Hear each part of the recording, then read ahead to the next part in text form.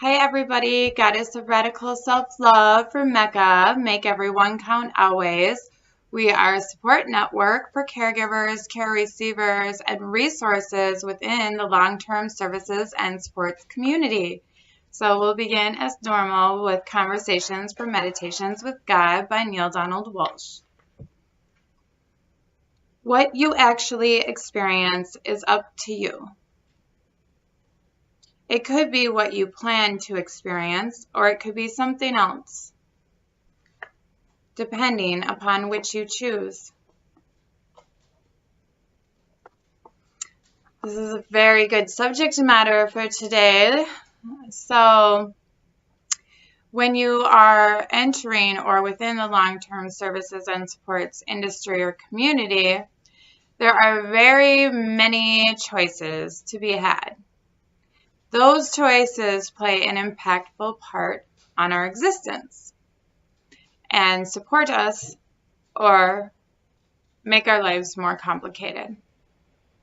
So, knowing the right choices, that's what makes things uncomplicated, especially when you take into account in Minnesota alone, we went from around 12,000 home care agencies 2 years ago to over 30,000 today. How are you supposed to decipher the good resources from the bad resources when you have 30,000 choices? It's a little more complicated then. You have to really have a firm understanding of what is involved and what it takes to have a very good experience within this industry. So with that being said, I am going to cover some of the information that is in our Mecca Inc. business plan for you all, just so you have a better understanding of what we're looking at. So Caregivers, who is currently providing aid to chronically ill, disabled, and elderly caregivers and direct support workforce. So we're going to really stay focused on this foundation of care first. They're the ones who need the most support, and to have a firm understanding of how everything will play out within your experience within long-term care, you have to understand things from the support system that holds it all together first. And if they're not getting their needs met, then chances are you won't get your needs met either. So, caregivers and direct support workforce. Approximately 93 home care workers, including personal care aides and home health aides, provide caregiving services for older adults and people with disabilities in Minnesota each day. Mecca preferred terminology is direct supports. Work in clients' homes, others work in small group homes or large care communities institutions, and many caregivers are family members. Others visit 4 or 5 clients in the same day. Others only work with one client all day, and in some cases, aides stay with one client for a long-term basis. Some caregivers also sleep or live in their clients' homes. Depending on the client's needs, caregivers may work together in shifts so that the client always has assistance. They help people in hospices and day service programs and may travel with clients to assist individuals with tasks outside their abilities, such as to go to work and stay engaged in their communities. Unfortunately, these workers are not regulated in an effective manner by the government at the county, state, or federal level. Direct support professionals, a group of caregivers called direct support professionals, work with people who have developmental or intellectual disabilities. They generally help create behavior plans and redirection of behaviors, emotional regulation, teach self-care skills such as doing laundry or cooking meals. I'm not going to read this part actually. I'm going into this, yes. Caregivers typically do the following: assist clients in their daily personal tasks, such as bathing, dressing, or eating, Housekeeping such as laundry, washing dishes, and vacuuming, general mobility, observation, and redirection of behaviors, help to organize a client's schedule and plan appointments, arrange transportation to doctor's appointments, work, school, or other outings, shop for groceries and prepare meals to meet a client's dietary specifications, cook and prepare meals, keep clients engaged in their social networks and communities. Some caregivers may provide basic health-related services or are given specialized training for advanced medical equipment depending on the state they work in. It's very, very lowly regulated. All of that part right there. That is a major, major part. They may provide health-related services or are given specialized training for advanced medical equipment. The specialized training typically will come from the client themselves if they are in home care. If a disabled individual is under 18, their family or legal guardians are responsible for any care or teaching aids as to how to care for their child. These family members or legal guardians generally do not have any medical training themselves prior to their child's diagnosis. To become a certified home health or hospice agency and receive payments from government program agencies must comply with regulations regarding AIDS employment. In Minnesota, they must be enrolled as a Minnesota healthcare programs providers, but they are not required to have a license, a state license. Regulation specifications have more to do with administrative work than actual participant care or supporting those whom provide the care with livable wages and benefits. Creating a present-time long-term services and supports crisis. In consideration of waivers, initially created to waive quality control measures, ensuring where and to whom providing services is determined by the waiver holder. Again, created to waive quality control measures. Waiver intention allow for paid personal care direct support and other forms of services and supports which are not covered under Medicare and Medicaid. Waivers are intended to enable participants the ability to utilize their funds in a way which allows freedom of choice in services and supports and accommodations per needs requirements, which provide daily living ability by supplying adequate resources of the participants' choosing. However, as the demand for direct support increases at an alarming rate, steadily for decades, the push for higher wages, a standard of care, and adequate training cannot be pushed through government dogma fast enough. Care managers. Geriatric care managers, consumer support planners, and certified life coaches are professionals that manage the coordination of care for an individual in need. They bill in a variety of ways, but typically their hourly rates are between $50 to $200 an hour. A typical engagement involves a needs assessment, care plan creation, and implementation. This might require 20 to 40 hours of work. Therefore, retaining a care manager might cost from $1,000 to $8,000.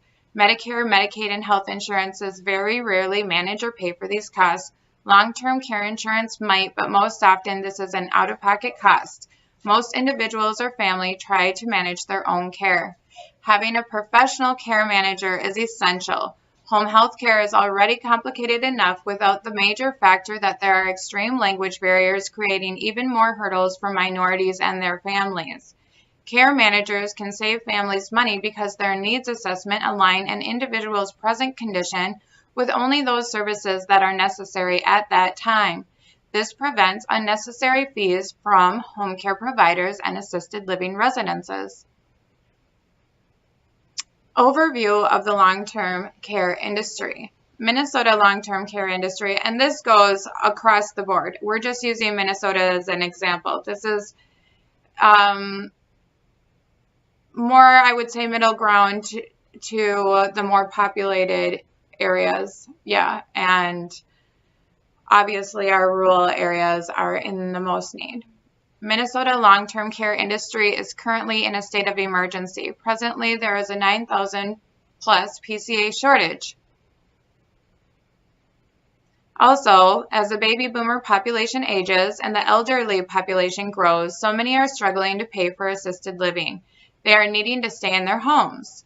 The demand for services of home health aides and personal care aides continues to increase. By 2026, there will be an estimated 25,000 PCA shortage, making this situation drastically more critical. And actually, well, I'll read this next part. Employment of home health aides and personal care aides nationally is projected to grow 40% plus from 2016 to 2026, much faster than the average for all occupations combined. Basically, in the next couple of years, we're going to need 1 million more caregivers. So that's why I'm here, so I can tell everybody how amazing being a caregiver is. Yes, and I can help to inspire our younger generations to get more involved and see what a higher heart opening, really opportunity caregiving is and offers. So currently there are a handful of agencies helping citizens find caregivers, but most of these agencies are not able to fulfill their contractual obligations to participants, personal care assistants, Department of Human Services, and since it's mostly taxpayer dollars supporting this disaster, the Minnesota taxpayers, or all taxpayers combined, mostly because of the lack of PCAs, of the actual tasks the occupation entails. The occupation is heavily undervalued and underutilized due to the lack of education, certification, or licensure, and quality control measures. Without basic communication and problem-solving skills, caregivers are unable to build the critical relationships needed with disabled citizens and their families. PCAs are currently being subjected to work below livable wages. The home health care workforce often experiences inadequate training, lack of supervision, and lack of advancement opportunities. Basic education within the industry is extremely limited without state or federal guidelines requiring quality control measures. Caregivers are often injured due to lack of training and heavy lifting. There is little understanding of the psychological effects of caregiving, and many professionals and clients experience attachment and transference without even knowing or having the skills to cope. There is a lack of professional advancement of opportunities. Without integration into a care team, there is not room for growth or advancement. All of these factors contribute to the unsustainability and high rate of annual turnover for caregivers, ranging from 40 to 60% nationwide, along with inconsistent and poor quality of care available to citizens, limiting the ability of home health aides and PCAs to be effective in their roles. At a time when older adults are increasingly choosing to remain in their homes and communities, they would most benefit from experienced workers who can provide familiarity and safety. Access to quality long-term services and supports is difficult. Currently, there are multiple funding streams administered by several federal, state, and local agencies. These agencies use different, often fragmented, and sometimes duplicative processes and requirements for screening, intake, needs assessment, service planning, and eligibility determination. Individuals trying to navigate the long-term services and supports community industry frequently find themselves confronted with a bewildering maze of organizations and bureaucratic requirements during a time of vulnerability or crisis, resulting in individuals and their families making decisions based on incomplete and sometimes inaccurate information about their options. So I think that's where we're going to leave it today. I know it's a lot. So we're going to do A Course in Miracles really quick.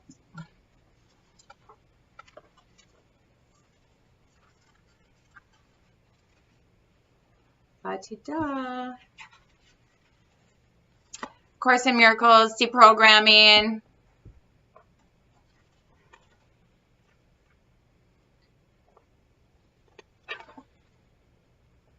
I am determined to see things differently.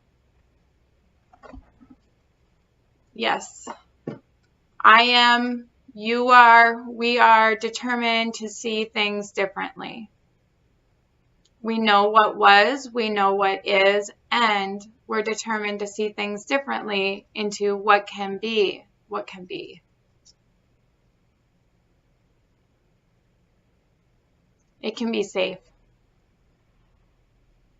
It can be secure. It can be an amazing experience. The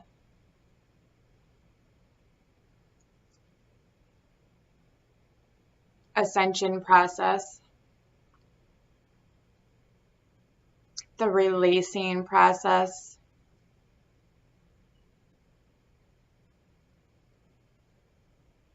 the having no expectations of another day, just sitting in the beauty of what is now. So, thank you so much, caregivers. Thank you for sitting in the present moment. Thank you for leaving behind all your worries, all your doubts and fears when you enter someone's home or room or presence, and staying in the present moment. Thank you for being so dedicated to others. And of course, yourself. Yes, thank you for being dedicated to loving yourself and offering that love to others. Thank you for making wise decisions for yourself and your loved ones, clients, friends, family, all of them. Thank you for using your wisdom and understanding and compassion to make those choices. Discernment.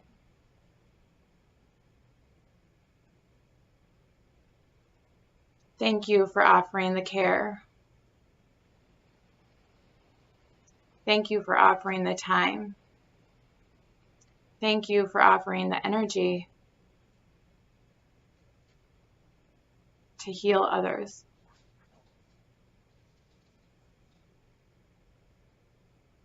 Thank you for staying in tune with your own needs and the needs of others. Thank you for expressing gratitude for the gifts you've been given. Thank you for holding space for new, different, better, and more. Thank you for staying motivated to continue your work each and every day. And thank you for being valued, feeling valued, knowing your value and your worth. We honor you, and we are so grateful for you. Thank you all. Have a beautiful day. Like, comment, share, subscribe, donate. We're all in this together. We're all one. Have a beautiful day.